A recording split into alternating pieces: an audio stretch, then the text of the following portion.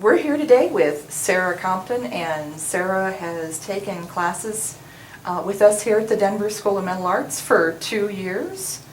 And Sara, what made you choose the Denver School of Metal Arts to learn how to make jewelry? Well, you know, I've always been really passionate about crafts and anything handmade, particularly jewelry. I used to go to festivals constantly, admiring and purchasing, things that other people had made.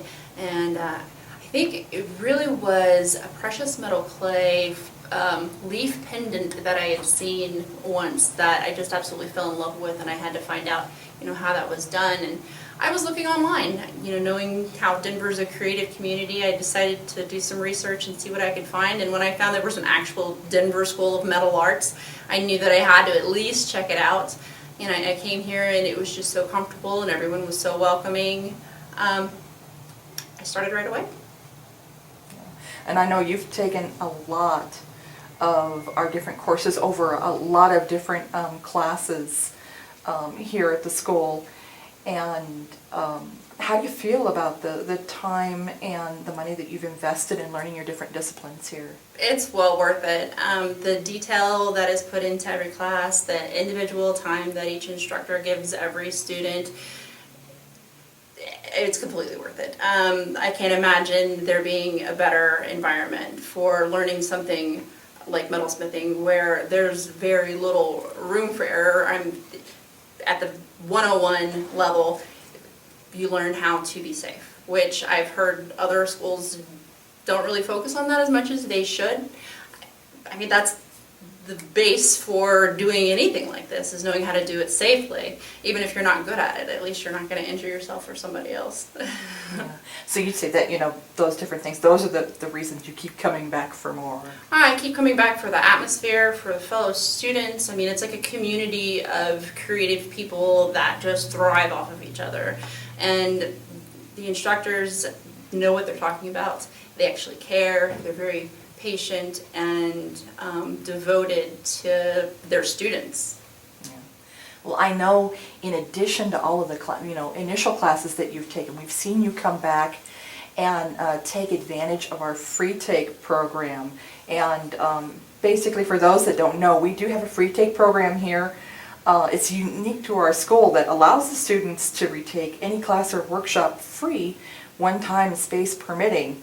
And that they've already paid for and taken initially. And how have the free takes impacted you as far as what you've learned? Well, the first time that you do anything, you're nervous about it. You're not confident or comfortable with what you're doing. You're going to mess up. You're going to make mistakes. But with the opportunity to actually come back and do it a second time, to feel more relaxed and comfortable, to practice, it helps you understand, why you're doing things, not just following along with instruction, and it allows you to be able to do it on your own, at home, outside of the school.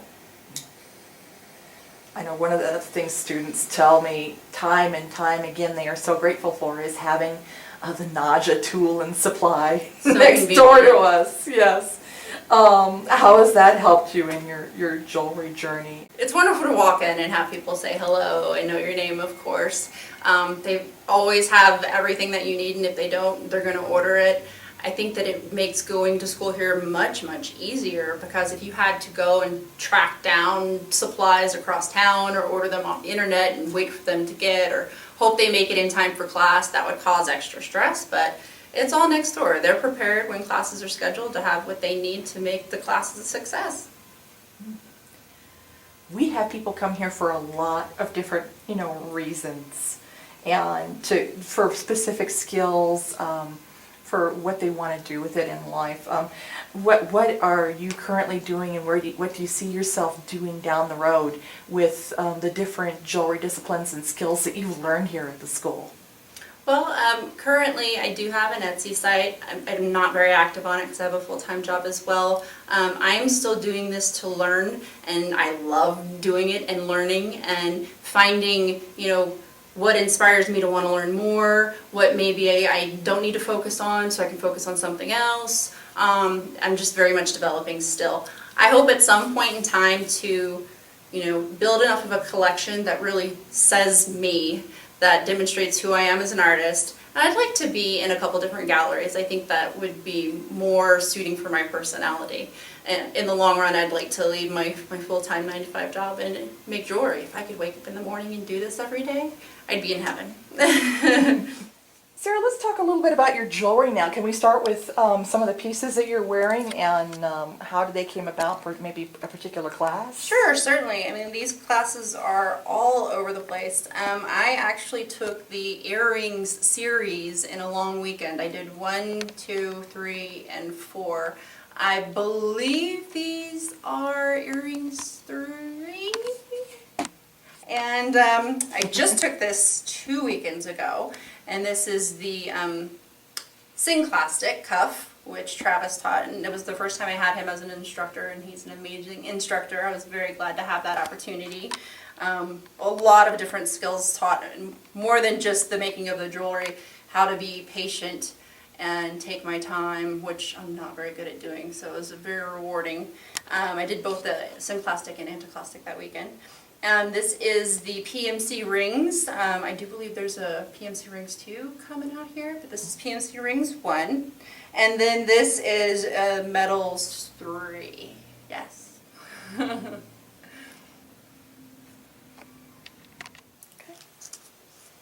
So these are just a few samples of some of the classes that I've taken here at the Denver School of Metal Arts. Starting here with Metals 1, your basic cabochon set, pendant, and earrings with a pearl. I did take Metals 2. I don't have any samples here. And this is what I've made in Metals 3, which is a filigree pendant and a box pendant. I absolutely loved that class. This is from Chainmail 1. I believe it was one of the first chainmail classes that Tori taught here. Now there's also a Chainmail 2. Yes, a brand new class. It's going to be coming out in a few weeks. And this is a wire wrapping 1. I think there's a 2 and a 3 now. 2, 3, and 4 that we offer now that Ty teaches. Mm-hmm. These are from the earrings class series, and this is earrings 2, earrings 3, and earrings 4. These are my projects from rings 1 and rings 2, and then this is actually something I made using what I learned here, as well as the Fusing Sterling class. Now this is a combination of a bunch of different classes, this being a PMC pendant, PMC 1, this being metal smithing, your PMC. This I made in advanced PMC, this part, and then the actual pendant itself is in prong setting, and then this is PMC rings 1.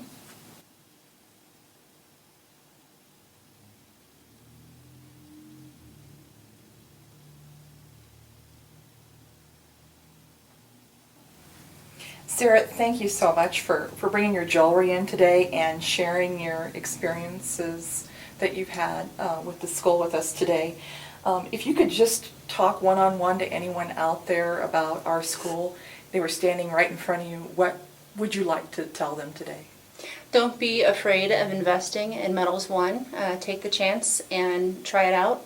It's not as intimidating or as scary as it seems, and if you don't love it, then you've learned that you don't love it, and if you do, and you will, then you have so many opportunities to go on and learn more and to further develop your skills. Thanks. Thank you so much.